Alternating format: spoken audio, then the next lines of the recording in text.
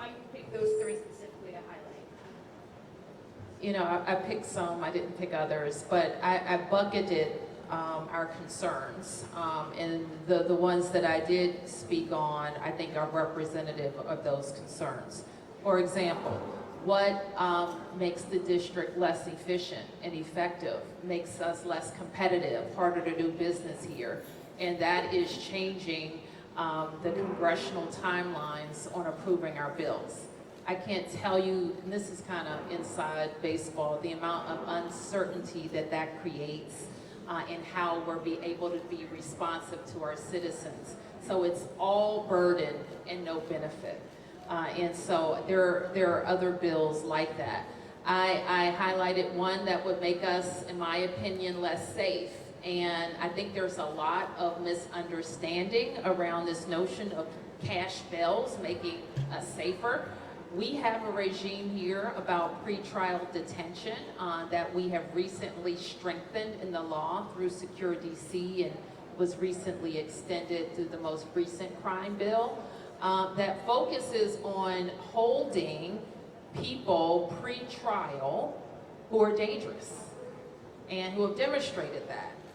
And I firmly believe that we're holding the right people pre-trial, and that's why we've seen the use of guns and violence go down in our city so precipitously over the last 2 years. I also focused on more on home rule agencies or things that I think would make us even less democratic, and that's talking about how we select judges. In most places, judges are either elected or somehow appointed by the local officials. Already, we don't have that. Already, the president appoints and the Senate confirms. But this judicial nomination committee is appointed by me and other parts of our criminal justice system, and it works.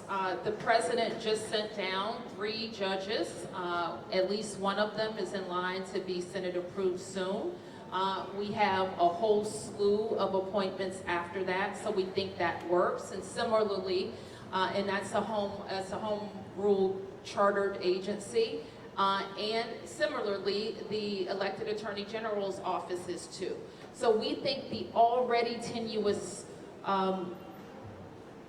limited home rule autonomy that we have shouldn't be upended by this Congress. Yep. Yep. Sorry, Josh Chapin here, Channel 7. You know, the countdown clock is on, and the end of this emergency, as you've talked about. I just wondering what is the mission going forward, and sort of with the safety of the folks in DC in mind. Well, our public safety mission doesn't change. What changes with the end of the emergency is the Home Rule Charter, Section 740, that allows the president and compels the mayor to provide MPD services. That doesn't change. I laid out a mayor's order a couple of weeks ago that highlights and lays out a framework for how the district will interact moving forward.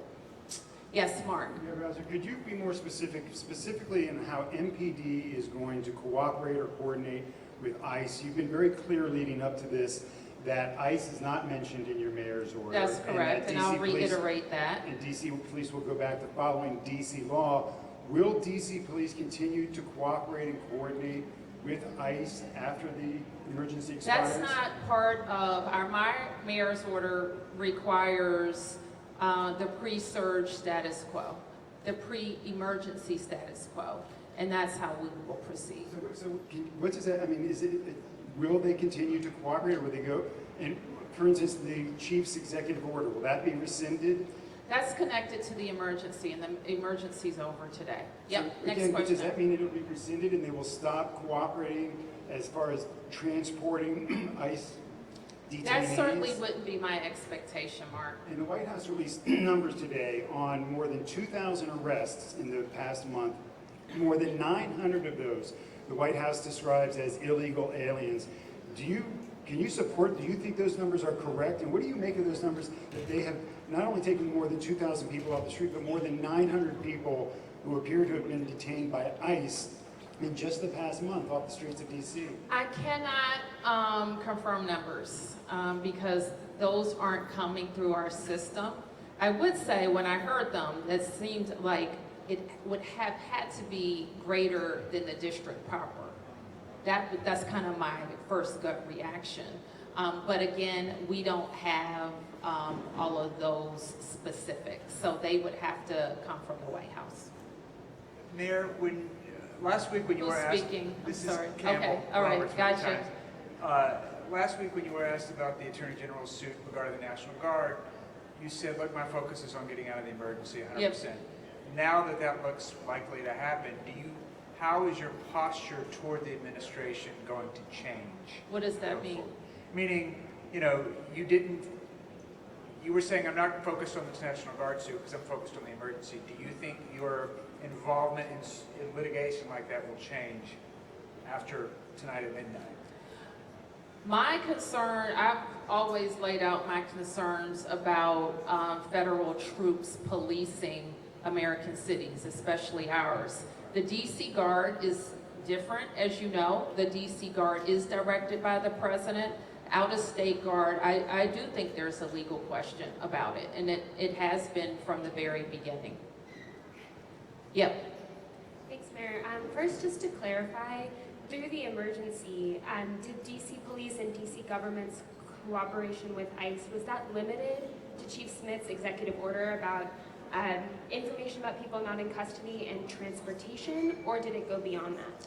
I think you've asked me that question before, and I don't, because I can't be aware of every instance, so I can't answer that categorically, but I think that was what we've been requested. And then just to follow up, you mentioned that it was your expectation just now that Chief Smith's executive order would be rescinded with the end of the emergency. I expect that, that's not what I said. What I said is it goes with the emergency, and the emergency is over. Right, what does that mean? Just what I said. So is it still in effect? Is that executive order still in effect? Will police continue to cooperate Mark, with people who are not custody? I've answered that question. Why are we all confused? Because I'm not sure why you're confused. Because you're not- Because I've said it 5 different ways. And you can ask me a 6th way, and I'm not going to give you a 6th response. The status quo, let me be, and this is the last I'm going to say about it. I'm not going to take another question from you about it. The status quo is clear. It changed before the emergency. The presidential declaration compels the mayor to provide MPD services as requested by the president during the emergency for federal purposes. Immigration enforcement is such a service. Immigration enforcement is not what MPD does. And with the end of the emergency, it won't be what MPD does in the future. That's it. Yes. Yes.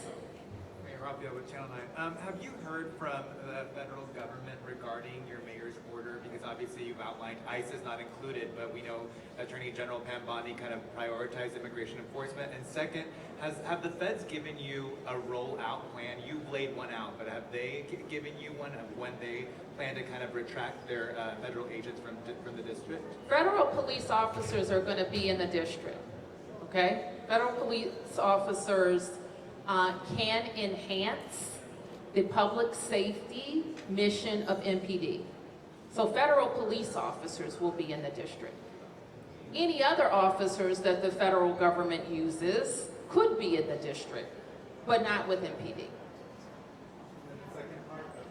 Just the second part, have you heard back from the White House regarding your mayoral order that doesn't include ICE moving forward?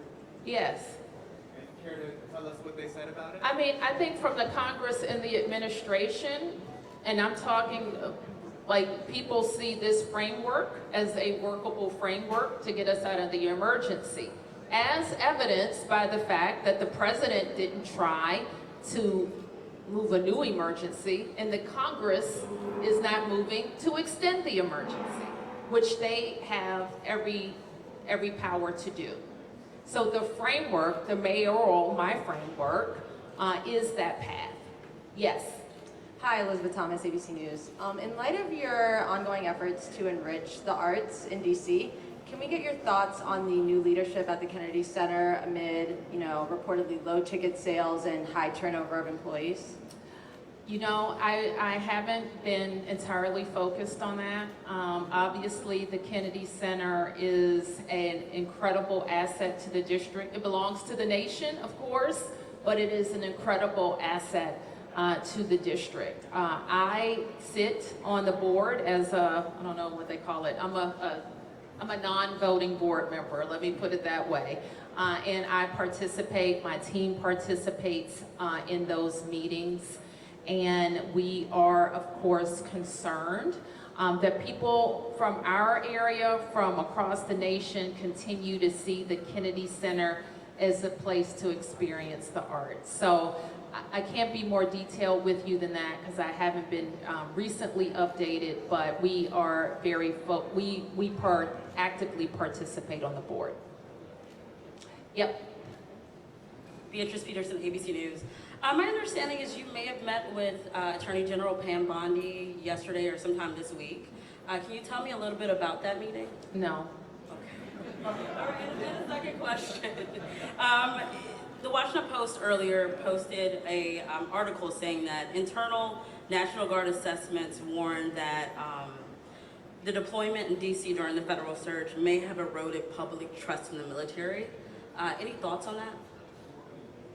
I'm not familiar, I haven't read, I just saw a blurb about that, so I haven't read the article that you're talking about. But let me be clear, when we're talking about the Guard, we're not talking about the Guardsmen and airmen and women. I think we question, as we should, the authority that they have, who they work for, if they're doing law enforcement. The Guardsmen are on orders, especially our DC Guard, who I call on in emergencies all the time. So I do think there is a distinction in the public about these individual Americans who are away from their family serving, and if they should be. And that's a question for political people and legal analysis. Like, now DC's a special case. The DC Guard reports to who? Anybody know? The president. Not the mayor governor. There is a bill, the Congress can change it, to say that the DC Guard reports to the mayor, which is what we think should happen. We think for public safety reasons it's more important. But until that changes, or until we become the 51st state, that's the issue. Have you had any conversations with the White House or any officials in the administration about changing that? The pressure in Congress to change that? I don't recall any recent conversations about changing the law around the National Guard, but every time I'm at the Congress, I have that conversation. All right, last question, guys. Yes. Can you speak to the Guard just a little bit? I know that it is a unique circumstance. We know certainly that the DC Guard reports to the president, but can you give people, and maybe you don't know, but any expectation as to whether they're going to continue to see the Guard here? We know that their orders have been extended through November, right? Any sense of whether the folks from Ohio or South Carolina, those Guard are going to hang around, and what the DC Guard might be doing through November? Are they still going to be outside the Smithsonian Metro Station? Okay, I'm sorry. That was a long.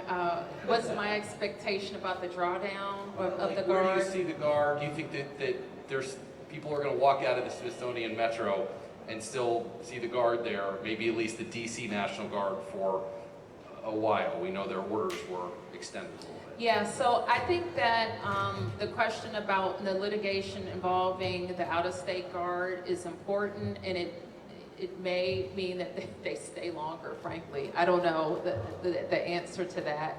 But I do think kind of my sense is that people will get weary. Guardsmen, the states where people have left, they will get weary, and they will want to know that they are serving their mission. And I think that there's going to be a useful life of such a deployment in the district, and I think that useful life is coming to an end. Final question. Yes. You've mentioned before that one of the most unfortunate consequences of this 30-day period is a fraying of trust between community and police, particularly immigrant communities. And now that this is winding down, at least this portion, the part that compels you to provide MPD services, Yes. What will you and your administration be doing to try and rebuild that trust, reassure people? Well, I can assure you, we're going to do everything possible. I don't know that there's one thing, and I don't know that it is a one and done thing. I think that building community trust is a long-term commitment that we have in the district. Thank you. Thank you, Dad. Thank you, Mayor.